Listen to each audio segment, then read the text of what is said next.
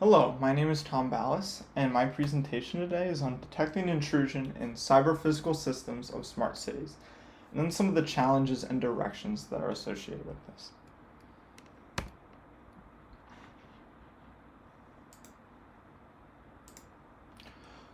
So, some acknowledgments here. So, the paper I'm doing my presentation on was written by Ishmael Batoon and Patrick Ostenberg from the Mid-Sweden University in Sweden. And this paper is a survey paper, which means it's provided to new researchers in the field or anyone interested in the field to give them a little bit of background on the current state of the research so they can, do that research themselves. So this article was accessed from a book called Secure Cyber Physical Systems for Smart Cities, and it's a reference source containing a bunch of these survey papers in the topic of securing smart cities. And these were compiled by Rayuj and Sheikh at a university in Saudi Arabia.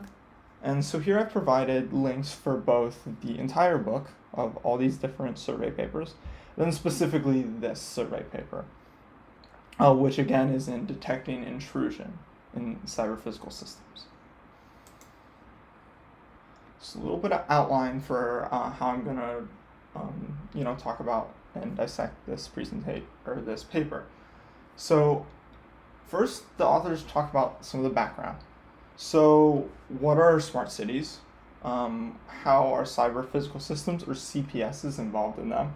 And why is it so important to secure these cyber physical systems? Next, the authors talk about intrusion detection systems. Now this is what most of the paper is focused on. Is sort of diving into what are the current research in intrusion detection systems. Next, the authors are going to say, so we have all these intrusion detection systems. What are their applications specifically for smart cities? And lastly, they're going to conclude, kind of sum up all their survey paper, and then talk about some future directions for this research. So what are smart cities? The idea is we want to have smarter, more automated, and more technologically sound cities. And we want to do this because we want to improve the life for the people in our cities, and we want to efficiently manage, all our resources. And this is going to require cyber physical systems, which are physical systems, that we have in our cities that are going to utilize computers, so cyber. And for the rest of the presentation, I'll be referring to these as CPSs. So securing CPSs is an incredibly large challenge in developing smart cities. So there will be so many of these CPSs, and they'll have such a large role in our lives. But if these CPSs are equipped with robust, resilient, and secure, if these smart cities have robust, resilient, and secure CPSs, they can become recognized and utilized by the public without hesitation.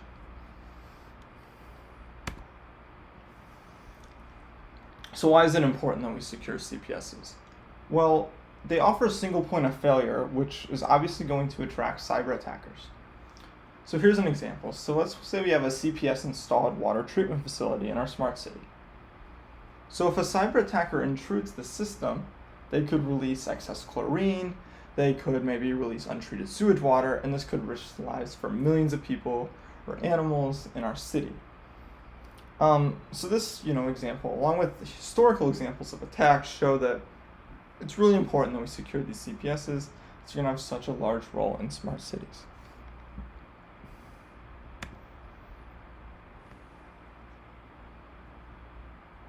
So securing services. So the authors talk about three different important parts here. We need to prevent, we need to detect, and we need to mitigate.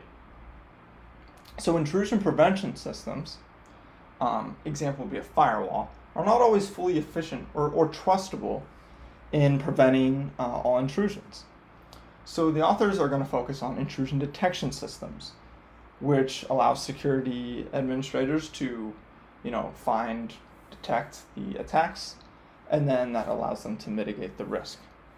And some example mitigations they might do would be, disabling ports, limiting access to files, and so forth.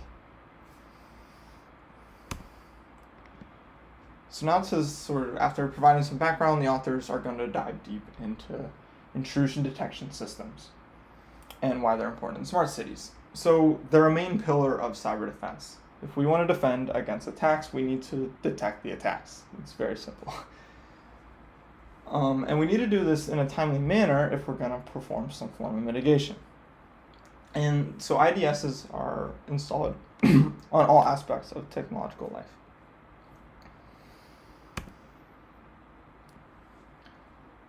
So the first step is we need to determine whether intruders have visited our system at all.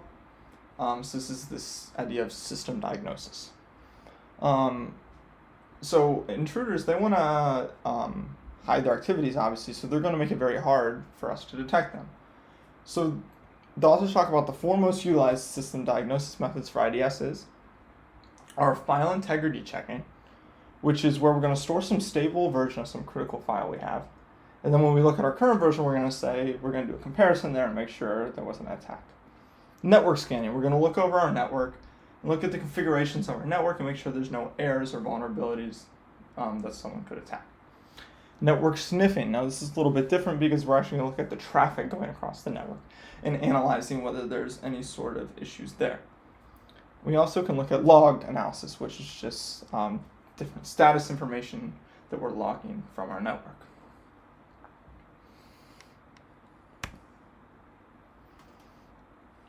So some data sources for detection sensors. So we need to be able to trace unusual behavior. So what are some sources of data for this? So first, registry records. Are these records being accessed? We talked about this a little bit, but the integrity checking on critical files. A checksum is often used for this. So a checksum, at its simplest level, can store some state of our file, and we can make sure it's not been compromised.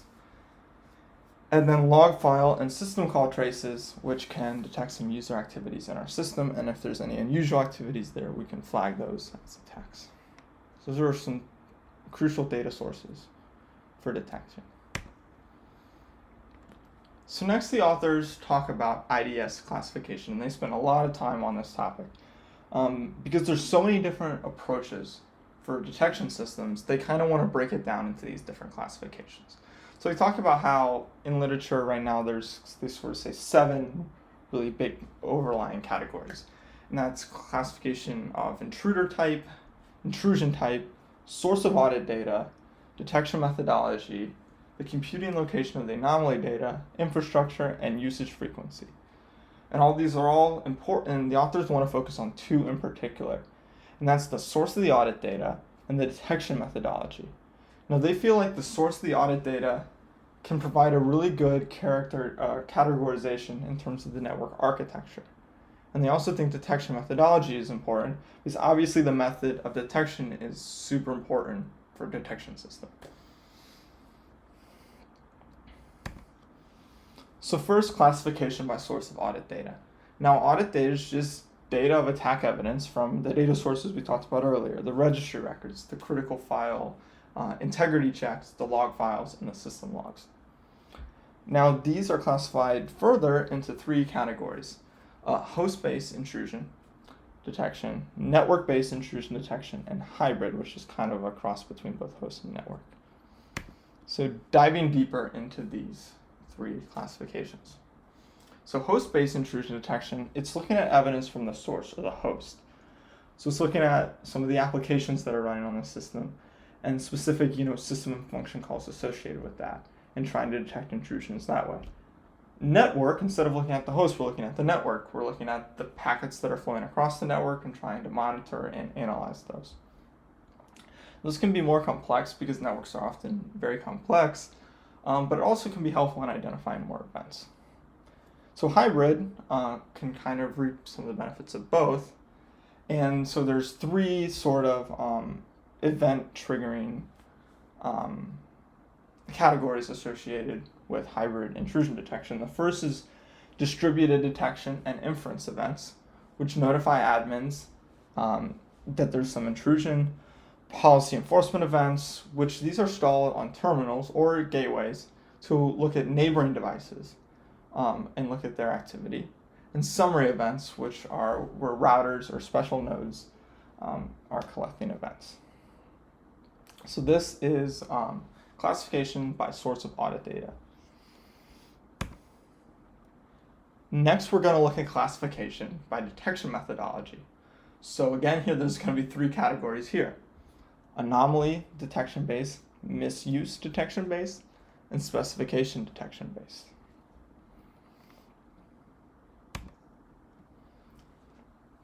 So first, and probably the largest category, is anomaly detection based. So we want to detect what's the effect of bad behavior, and we want to find where are the anomalies in the data, and are those intrusions. So they're going to divide these into three categories: statistical, data mining, and artificial intelligence. And here on the right is sort of a graph showing some of the different methods associated with each category. So I'm going to dive deeper into these. First, statistical anomaly detection. So the simplest way here is univariate statistical detection, where we're going to look at the parameters that are related to detection. We're going to model them as independent Gaussian random variables. Now here we're going to, since it's univariate, we're going to look at how one parameter impacts the detection at a time. Or multivariate, we can look at sort of the interaction between parameters and how they might be affecting the detection. And this allows for obviously a more enhanced observation of events than univariate. And lastly, we can look at time series statistical detection, which we're going to take these records at various time steps and try to look at the correlation between events at the different time steps, and some hopefully will provide evidence of intrusions. So we talked about statistical methods. Next, data mining methods. Data mining methods are sort of characterized by this idea of we're going to use this large developed data set of these operation and behaviors under attack vectors. So I'm going to talk about four popular methods here. So first is expert systems. So using our knowledge of the environment that we've gained from the data, we're going to create these if-then rules that can provide sort of a structure of given these certain states, should we detect this as an attack? And it uses this opposed to more traditional procedural code. Description languages. So an example would be UML, or Unified Modeling Language. This can be used to detect patterns at different abstraction levels. So that's the benefit of UML. Finite state machines. So a state machine, it just has these various states. And then given your state, you can go to various transitions to new states. And modeling it this way can also help us to catch intrusion events. And then lastly, data clustering, or outlier detection. So you can use a machine learning model to determine clusters in your data based on various parameters. And using those clustering, you can maybe look at outliers, and then those outliers can be potentially classified as intrusions. So the last method here with anomaly detection is with artificial intelligence. This is becoming really popular, and there's a lot of different artificial intelligence methods, but mainly they use some model of the data patterns we've seen and try to detect anomalies. So the first one is Bayesian networks, which are going to look at the probabilistic relationships between the events and model those as Bayesian network variables, and that can be used to predict attacks. Hidden Markov models, which are going to use Markov theory to define some states that are all related with transition probabilities, and use those models to predict attacks. Fuzzy logic, which instead of using 0 and 1 Boolean values, will use these real numbered values between 0 and 1 that provide sort of an idea of the uncertainty or approximation of intrusions. And we can use this fuzzy logic to detect the probability of intrusions. Genetic algorithms, now these are modeled after evolutionary theory and biology, and the idea is how can we use past or current intrusion events to predict future ones. The next one, artificial neural networks, or ANNs. This is obviously really popular in a lot of fields right now, And the idea is if we have a large data set, we can use this to train some network to do some task. Obviously, in this case, our task is to detect intrusion events.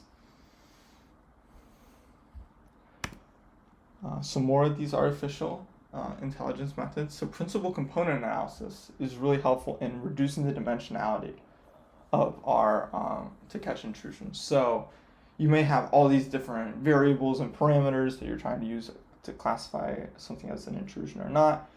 PCA allows us to reduce the dimensionality of it, figure out what's important, and then use that to build our model. Support vector machines using supervised learning to analyze traffic for both, and this can be done for both classification, which is saying intrusion, not intrusion, or maybe regression model to figure out the probability that something's an intrusion. And lastly, extreme learning machines. So these are neural networks where the weights of the hidden nodes are not modified. And so this allows for a faster and efficient feed-forward neural network. And it's able to do this. It doesn't use the classic backpropagation algorithm that's associated with neural networks. It uses a different algorithm.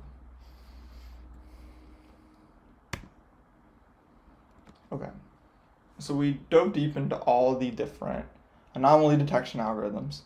So once you develop your model or statistical method, how do you determine whether something that it should be flagged as an attack or not an attack? So true positives are going to be where our ideal condition, where something's an attack and we say, yes, that's an attack. True negatives, we also want those where there's some normal activity and we're going to say that's normal. We don't want to flag that as an attack when it's just a normal activity. The two we want to avoid, obviously, are false positives, where normal activities are falsely flagged. And then false negatives, which is the worst case scenario, which was there was some attack and we said it was normal. And this is the dangerous situation we want to avoid. So on the right, it sort of talks about how we balance all these things.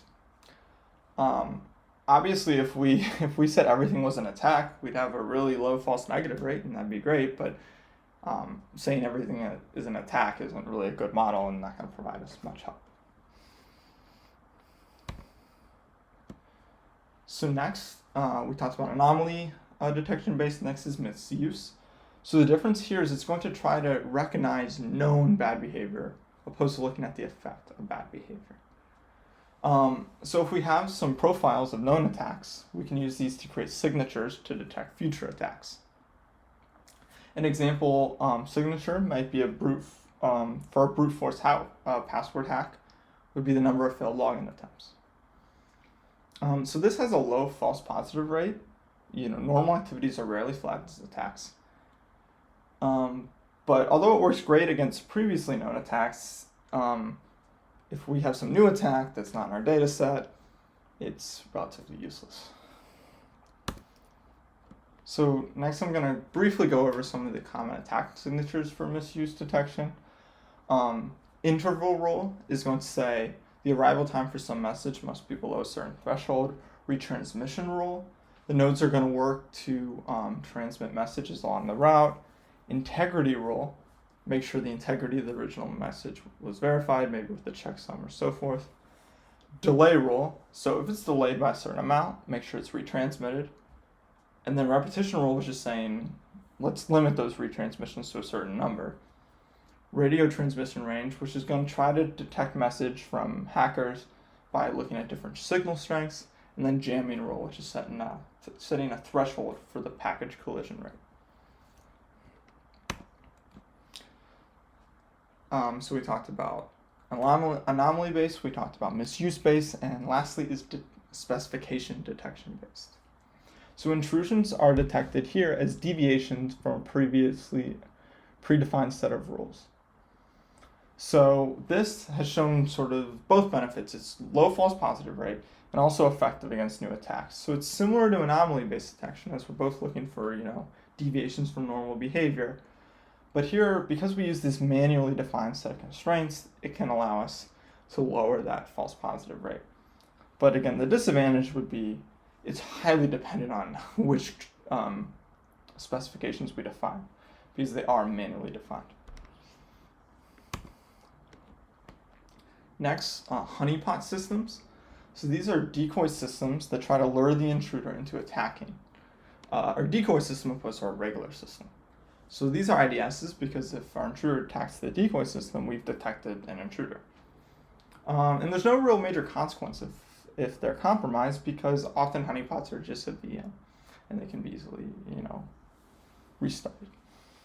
So two categories here: low interaction honeypots, low resource demand because they're only simulating services that the hackers might find enticing or want to attack. High interaction, they're imitating all the different systems, so the hackers can kind of waste their time on all these different services, and that's time that they're not hacking things. Okay, so the author spent most of the paper talking about these various IDS methods to give the reader a good idea of the current state of IDS research. But next they talk about how are certain methods, or what are the best methods for smart cities. So they say hybrid IDS offers a better option over just solely host-based or network-based IDS. High priority facilities can use a custom host-based IDS, while the rest of the system can use network-based IDS. You also talk about how AI is shown a lot of promise in protecting critical infrastructure and also in preventing insider attacks, which is where some insider of the system attacks. And these can be really problematic because insiders often have a really good understanding of the system and can be really dangerous hackers. So AI systems can quickly adapt and learn new attack patterns, so that's why these have been shown to be so effective. In particular, genetic algorithms for IDS have been shown in research to be particularly helpful in preventing attacks. Next, honeypots have also been shown to be really effective. Specifically, high interaction ones are great because they lure the attacker away, and they spend all this time trying to hack into this honeypot, which allows time for the network admin to go in, identify what's going on, and mitigate some of the risk. Another area of IDS research is reducing the total cost and complexity. So smart cities are obviously going to be a huge operational environment. There's going to be so much data, so many components. And are our IDS methods going to be able to deal with all that data? So some methods in particular, like the authors talk about how graph-based anomaly detection in particular is really hard with a really, really large data set. So there's been a lot of research in trying to find optimization methods to deal with all this data and try to reduce the cost and complexity of different IDSs. Okay, so the authors talked about a little bit of background of smart cities, their cyber-physical systems, and why they need to be protected. They focused on detection systems and their importance in protecting them. They dove into some of the different IDS methods, all their different classifications, all the different approaches, and hopefully they hope the reader will have a really good understanding of the different IDS methods. And then they talked about which ones they feel are particularly helpful in the application of smart cities. So obviously this is an area of active research, and authors feel that if we can have more robust, rapid algorithms here, they can be very helpful in securing smart cities. And lastly, the authors conclude with this idea that although detection is incredibly important, and that's what this paper was focused on, obviously research and mitigation is important too, because we need to be able to mitigate the attacks that we detect. Okay, that's the end of the presentation. If you have any questions, obviously please ask, and thank you.